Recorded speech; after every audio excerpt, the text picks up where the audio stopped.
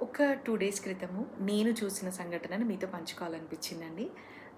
ఒక చిన్న వర్క్ మీద మేము బయటికి వెళ్ళి వస్తూ ఉన్నప్పుడు అరౌండ్ ఇట్స్ 11 పీఎం అయ్యింది.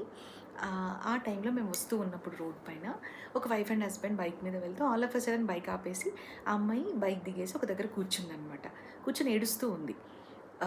ఏడుస్తూ ఉన్నప్పుడు వాళ్ళ హస్బెండ్ తనని కంఫర్ట్ చేసే క్రమంలో మళ్ళీ చుట్టుపక్కల చూసుకుంటూ ఉన్నాడు. ఎందుకంటే పరువు పోతుంది కదా! అలా బయటికొచ్చినప్పుడు. సో, ఆ అమ్మాయి సైలెంట్‌గా ఏడుస్తుంది. ఏమీ అనట్లేదు, అరవట్లేదు, ఏమీ అనట్లేదు. నాకు తెలిసి ఎగ్జాస్ట్ అయిపోయినట్టుంది. అంటే కేర్ చేసే భర్త, ఇష్టంగా ప్రేమించే భర్త హెల్ప్‌లెస్ అయిపోయాడు కదా అక్కడ. ఏ సిట్యుయేషన్స్ డిమాండ్ చేశాయో మనకు తెలీదు. కానీ హెల్ప్‌లెస్ అయిపోయినప్పుడు తను ప్రయత్నించుంటుంది చాలా సార్లు. సో, అక్కడికొచ్చేసి ఏడుస్తా ఉందనమాట. నా దగ్గర కౌన్సెలింగ్స్‌కొచ్చి చాలామంది ఆడపిల్లలు చాలా విషయాలు చెప్పినప్పుడు బాధ అనిపిస్తుందండి.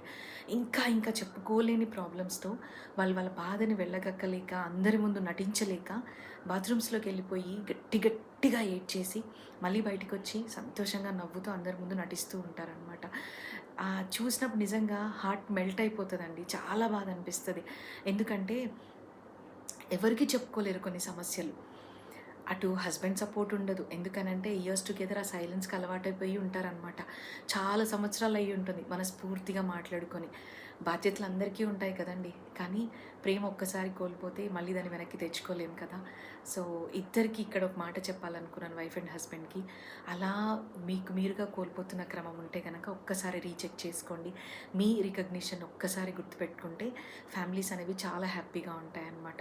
సో, అలా చూసినప్పుడు నాకనిపిచ్చింది ఇంకా హెల్ప్‌లెస్ సిట్యుయేషన్స్‌లో చాలామంది అమ్మాయిలున్నారు. వాళ్ళు ఎడ్యుకేటెడా? అన్‌ఎడ్యుకేటెడా? డబ్బులున్నాయా? లేదా? అనే సమస్య కాదండి ఇక్కడ. వాళ్ళ మ్యారేజ్ లైఫ్‌లో వాళ్ళే ఒక స్ట్రేంజర్స్ లాగా ఉండిపోతున్నారు. ఒకటే దగ్గర ఉంటారు, ఒకటే రూమ్‌లో ఉంటారు, ఒకటే బెడ్ పైన ఉంటారు, ఒకటే మీల్ తింటారు. కానీ సేమ్ సోల్ ఉండదనమాట. చాలా లాస్ట్ అయిపోయి ఉంటారు, కోల్పోయి ఉంటారనమాట. సో, అలాంటి సిట్యుయేషన్‌లో హెల్ప్ కావాల్సొస్తే గనక హెల్ప్ తీసుకోవడంలో తప్పు లేదండి. ఎందుకనంటే ఆ ఎఫెక్ట్ అంతా మీ బ్రెయిన్ పైన పడుతుంది. ఫ్యామిలీ లైఫ్‌ని ఎలా ఫ్రూట్‌ఫుల్‌గా లీడ్ చేయాలో కొన్ని మీరు పాటించగలిగిన మార్పులుంటే గనక చాలా బావుంటుందండి మీ లైఫ్.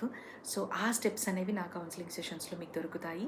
సో, ఎవరికైనా ఇది కనెక్ట్ అవుతే గనక ఇంకెవరికైనా షేర్ చేయాలనిపిస్తే నా వీడియోస్‌ని షేర్ చేసి ఒక చిన్న లైక్ ఇవ్వండి.